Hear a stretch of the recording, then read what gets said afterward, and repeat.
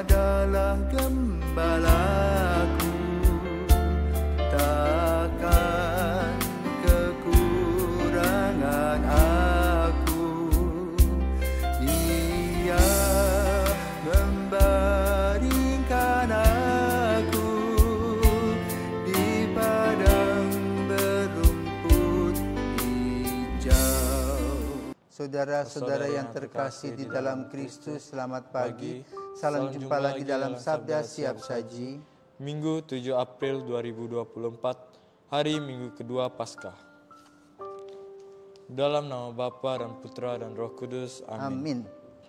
Fajar menyisinglah sudah, langit menggemakan mada, bumi bersorak-sorailah, neraka mengadu kalah.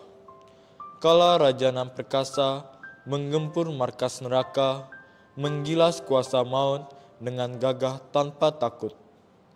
Meskipun tertutup batu, dijaga banyak serdadu, namun pemenang yang luhur bangkit mulia dari kubur.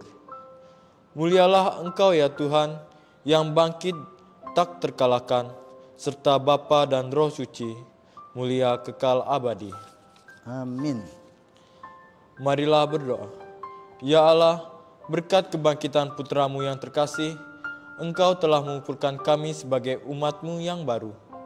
Kami mohon, penuhilah kami dengan rahmat dan damai-Mu, sehingga kami senantiasa sehati dan sejiwa, serta semakin berkembang dalam cinta kasih dan persaudaraan. Dengan pengantaran Yesus Kristus Putra-Mu, Tuhan kami yang bersama dengan Dikau, dalam persatuan Roh Kudus, hidup dan berkuasa Allah sepanjang segala masa. Amin. Tuhan bersamamu Dan bersama rohmu. Inilah Injil Yesus Kristus menurut Yohanes. Dimuliakanlah Tuhan. Yohanes bab 20 ayat 19 sampai dengan 31. Setelah Yesus wafat di salib pada malam pertama sesudah Sabat, berkumpullah murid-murid Yesus di suatu tempat dengan pintu-pintu yang terkunci karena mereka takut kepada orang-orang Yahudi. Pada waktu itu datanglah Yesus berdiri di tengah-tengah mereka dan berkata, "Damai sejahtera bagi kamu." Sesudah berkata demikian, Yesus menunjukkan tangan dan lambungnya kepada mereka. Murid-murid itu bersuka cita ketika mereka melihat Tuhan. Maka kata Yesus sekali lagi, "Damai sejahtera bagi kamu. Sama seperti Bapa mengutus aku, demikian juga sekarang aku mengutus kamu." Dan sesudah berkata demikian, Yesus menghembus mereka dan berkata, "Terimalah Roh Kudus. Jikalau kamu mengampuni dosa orang, dosanya diampuni. Dan jikalau kamu menyatakan dosa orang, tetap ada, dosanya tetap ada." Pada waktu Yesus datang itu, Thomas, seorang dari ke-12 murid yang juga disebut Didimus, tidak ada bersama-sama mereka. Maka kata murid-murid yang lain itu kepadanya, "Kami telah melihat Tuhan." Tetapi Thomas berkata kepada mereka, "Sebelum aku melihat bekas paku pada tangannya, dan sebelum aku mencucukkan tanganku ke dalam bekas paku itu, dan mencucukkan tanganku ke dalam lambungnya, sekali-kali aku tidak akan percaya." 8 hari kemudian, murid-murid Yesus berada kembali dalam rumah itu dan Thomas bersama-sama dengan mereka. Sementara pintu-pintu terkunci, Yesus datang. Ia berdiri di tengah-tengah mereka dan berkata, "Damai sejahtera bagi kamu." Kemudian Yesus berkata kepada Thomas, "Taruhlah jarimu di sini dan lihatlah tanganku. Ulurkanlah tanganmu dan cucukkanlah ke dalam lambungku. Dan jangan engkau tidak percaya lagi, melainkan percayalah." Thomas menjawab kepadanya, "Ya Tuhanku dan Allahku." Kata Yesus kepadanya, "Karena telah melihat aku, maka engkau percaya. Berbahagialah mereka yang tidak melihat namun percaya." Memang masih banyak tanda lain yang dibuat Yesus di depan mata murid-muridnya yang tidak tercatat dalam kitab ini. Tetapi semua yang tercantum di sini telah tercatat supaya kamu percaya bahwa Yesuslah Mesias, Anak Allah, dan supaya oleh imanmu kamu memperoleh hidup dalam namanya. Demikianlah sabda Tuhan. Terpujilah Kristus. Selamat pagi Romo. Selamat pagi. Selamat hari Minggu. Selamat hari Minggu.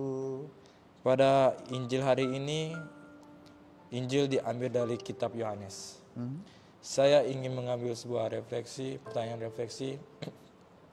Dari Injil hari ini saya sadar bahwa rupanya rasa syukur itu yang tidak diucapkan oleh manusia ketika meroleh sesuatu bukan hanya soal lupa kepada Tuhan, tapi terkadang juga merupakan sebuah penyebab bahwa tidak percaya kepada Tuhan adalah penyebab dari rasa tidak bersyukur. Jika mereka berhasil, mereka lebih percaya bahwa itu adalah usahanya sendiri. Tidak percaya bahwa Tuhan, apalagi Yesus, telah mengorbankan dirinya untuk apa yang kita minta. Jadi dari situ saya bertanya, bagaimana caranya supaya kita bisa bersyukur dengan selalu mengingat Tuhan yang selalu menyertai kita. Oke, selamat pagi para pisawan dan satria. Kamu mengalami pertumbuhan dan perkembangan fisik. Ya. Lalu kamu punya jerawat. Diapakan jerawat itu? Dibiarkan atau dipelihara atau dihilangkan atau bagaimana? Dihilangkan. Nah, dihilangkan. Nah, sama juga tadi kalau pikiran kita kurang beres diluruskan. Ya, untuk percaya kepada Tuhan. Tapi memang tidak gampang percaya kepada Tuhan. Kita lihat saja ya dalam cerita tentang kebangkitan Yesus yang berproses. Para murid pun tidak percaya, bukan tidak percaya kepada Yesus, tapi tidak percaya bahwa Yesus itu bangkit.